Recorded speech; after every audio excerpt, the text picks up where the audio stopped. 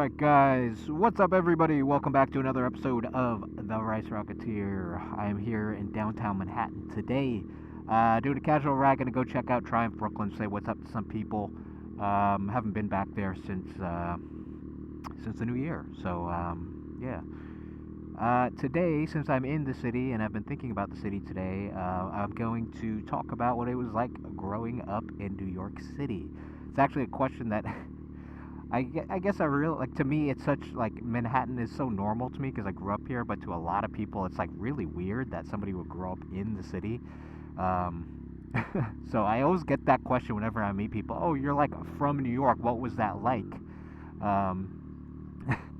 So I guess I'll just like share. It's weird. Like I was trying to put my thoughts together for this episode, and I just like I don't know what's worth sharing. So I'm just gonna give it a go and just see. I don't know if any of this is interesting. To me, it's all pretty mundane, and like I don't know. It's just like normal life to me. So, growing in New York, bleh, is honestly kind of weird. It's like weird when you think about it, because like I think the biggest things are, one is how much you're exposed to, two is the pace of things, and three is like your inability. It kind of ruins you to live anywhere else. Now I have a lot of friends who don't think that and who travel the world, and like it's just doesn't seem to be as much of a thing as it is for me. But for me, it's like to consider living somewhere else, it's really difficult, because like I personally am kind of sick of the city, but I don't feel I can hack it anywhere else. Like, it's almost like I want to have everything readily available and just here, but I don't want to interact with it. It's Washington Square, people. I come here often, as you probably can tell if you watch my other videos, but I love it down here. So like the pace of the city, how many things are available in terms of like restaurants, shops, and like shows. Like I haven't been to a show or a museum in forever, but I love the fact that it's like available to me when I want it, which is kind of stupid. But yeah, I think like that's the number one thing that is worth mentioning, is like growing up here changes the lens through which you see the world and your expectations from places.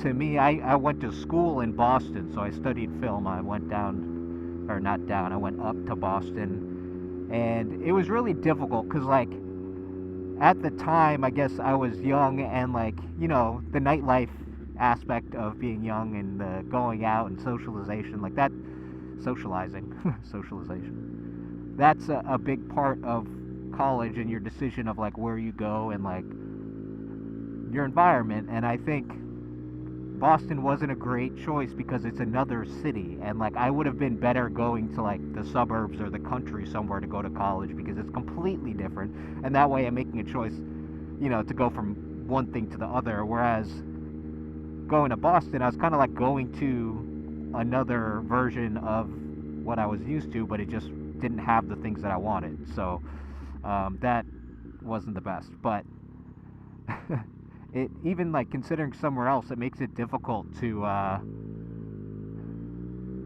live there, because nowhere, at least in the States, has this. Like, sure, there are other cities, but nothing is open as late. Nothing is, as vast as this, or has the sprawl of different cultural things to do, the different activities in general. So it's like, why would I go somewhere else?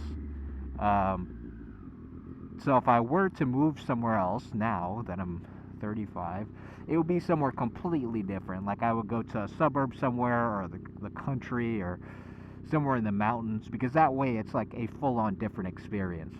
But for moving to different cities, it's kind of like, what's the point, in my opinion?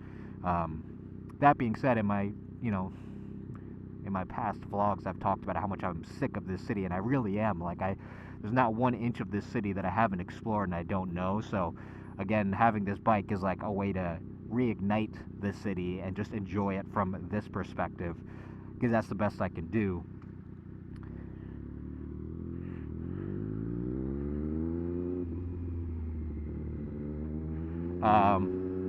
And then the second thing is like the amount of exposure you have. Like growing up in New York, that's like something when I went to college, I recognized um, was like how much I had been exposed to, because I'm just around it. Like there's like every race, every religion, every type of person is here. And like I remember going to college, and the school I went to was like predominantly white and like not from coastal cities. And like the lack of exposure among other people was crazy. Like it's funny, a lot of the kids I went to school with were gay.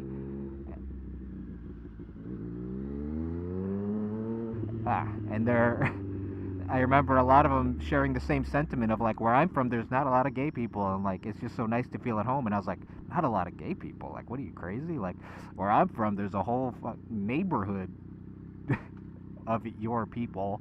You know, like it just seemed weird to me. I was like, how did you not meet any other gay people until now? And then on the flip side too, the lack of actual diversity. There were like 6 black kids at the school. There were like a handful of Asians, but it was like mostly Asians who like came from Asia, so like I didn't really connect with those people. But there weren't a lot of Asians, so that was very weird to me. And I don't think I could live anywhere that's like monochromatic or whatever the fuck, not diverse. I kind of need that just to feel normal. Like it feels weird if everybody looks the same. Like even going to Asia, when I went to Vietnam, it felt funny because I was like, well, everybody's Asian. Which just seemed odd to me, like the mindset, like to be around people who all look like you and think like you, and not necessarily, but you know what I mean. That's so not normal to me as a New Yorker, that it's really jarring. And then the third thing about growing up in New York is that you grow up really quickly, and like, you know, you have to navigate a lot earlier than I feel like kids who grow up in the suburbs or in other parts of the country or the world. Well, maybe not the world, I don't know much about the world, but like you're out and about, and all this is, it's really hot. There we go. Like you're out doing this stuff. You're doing the things that you're not supposed to be doing a lot earlier. So, you know, like the party scene, the bar scene, the club scene, all that stuff hits a lot earlier. Whereas like most kids, I guess, are having like basement parties. There's no real basements in New York City apartments, so you're having like penthouse parties and, you know, going to bars and clubs, and like a lot of the places that a lot of the people that I met when I was in my 20s were talking about are places that I had been going to for like 10 years. And it's like, it kind of skews it, because like you do all this stuff super early and then it loses its veneer for some people. And for me, like, it just becomes less special. So it's like, been there, done that. And so it kind of throws your scale off. Now, you know, I'm speaking for myself and presumably some of my friends, so I don't think it's that way all the way around. But that's, to be a Manhattan kid, that's kind of what happens. Is you do all this stuff super early, and it's like, what's the big deal? Which also consequently kind of screwed me up in college too, because everybody who was like going to parties, they're like, this is really fun, and I was like, this is like what I did at home in high school, but like not as good. So it just wasn't as fun or eye-opening, the college thing, to me. That was all old news. But yeah, like, I mean, we used to hang out around here in Lower East Side, St. Mark's Place, which is just back where we passed. Like, all of that was like old to me, you know. And then when I came back, it was like still fun, but it was like I'm accelerated in my head. Like, I feel like I'm 60 years old and like talking about the good old days, you know, and I'm 35. What the hell? And part of that's just me, I guess, and that I'm pretentious. I don't know. But that's been my experience growing up in the city. The real fun memories I have that made the city what it is skateboarding. Like, that was my thing. And like, to me, that's so New York. Skateboarding, graffiti, drinking 40-ounce malt liquor, like, that is the image to me, and like that's something that I think is really cool and fun. And I don't know, not that drinking's cool, but you know, that was my childhood, grabbing a 40, skating in the park, like shenanigans like that. Fixed gear bikes too, like high school on was all about riding your fixed gear around the city, getting a few drinks, and then going to the park or something, or whatever, wherever else your friends were. Like, it's just, that's the norm, you know. I had a lot of friends, a lot of wealthy friends who like were world-class travelers by the time we were like 13. They were like going to Paris by themselves and stuff. That part's weird. That's like the Gossip Girl bracket of city people. And then I had other like friends from the projects and friends who were not from those areas, and so you get the whole gamut of people. Like I was saying before, diversity, you know. It's like everybody's just crammed in super tight, and everybody has a very different life experience, but you all end up crossing paths at some point. And everybody knows everybody. Like, if you are within the same 5-year range, like, chances are you have a lot of mutual friends that went to different schools. There we go. And so you end up, like, a common conversation for people from the city are like, oh, what school did you go to? Oh, cool, did you know this person? Did you know that person? And chances are the answer is yes.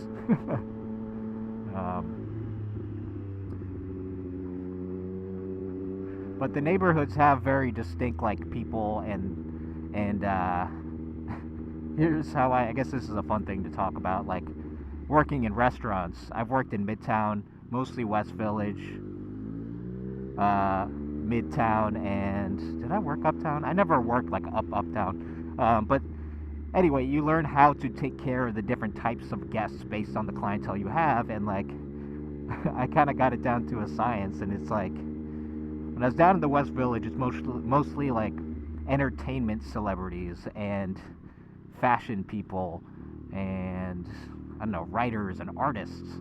And those people are just odd, you know. It's like, in a great way. Like, I consider myself a downtown person, a West Village kid, and everyone's just like quirky and weird. There's a lot of money being thrown around. But every single person's different and wants to be treated differently. That's the West Village people. Then you have the Midtown people. The Midtown people are like bakers and lawyers, and those people have a lot of big money. They live primarily actually downtown. The younger people from Midtown, the Midtown demographic, are people from downtown, younger people trying to break into that new money bracket. And then you have the people who are in it and have been in it, and those people are Upper East Side typically. And those people are relatively easy to like take care of, and in terms of the type of person they are, they're you know, they like showing off. They like showing off how much money they have, and it's all about like what wine you order and who called for the dinner, like who organized the dinner, and it's kind of like your generic alphas, men and women, fit into that Midtown bracket. And from a restaurant perspective, it's really easy to take care of them because you just make them feel good. You know they want to spend money, and that's it. Not much to it. Upper West Side folks are a curveball. They're like a blend between West Village and Upper East Side. They got the money of Upper East Side, but they got the quirkiness of West Village. And that one took me a minute, because it's like, for 1 minute you think, here we go.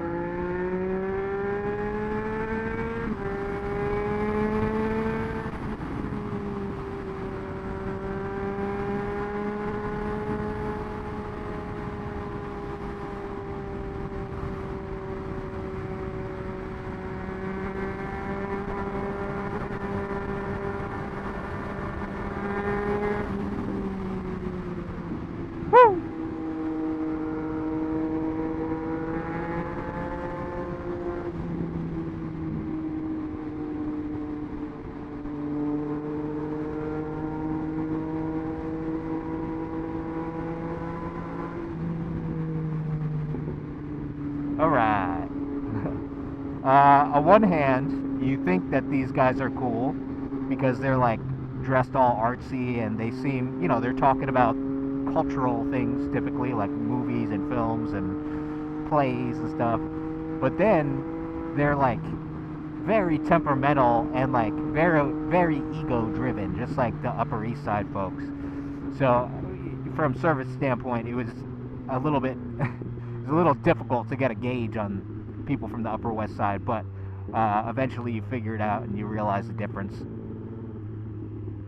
But those are like the generic differences between neighborhoods, and like I know people from all different parts of Manhattan, and those characteristics have stayed relatively true in my experience. Of course, there's exceptions and crossovers, but for the most part, that's what it's like. But anyway, outside of New York City, I don't really know I don't really know how to interact fully. I have to like tread very carefully because it's a very distinct. New York is very upfront. It's very abrasive. It's very, but not in a. People say New Yorkers are rude. They're not rude. It's just that's the flow of life, and like people who don't get it often impede that flow, and then receive commentary accordingly. So,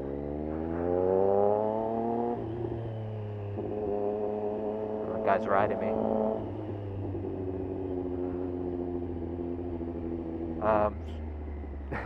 Yeah, so when I go anywhere else, like growing up, I have family out in Utah and California.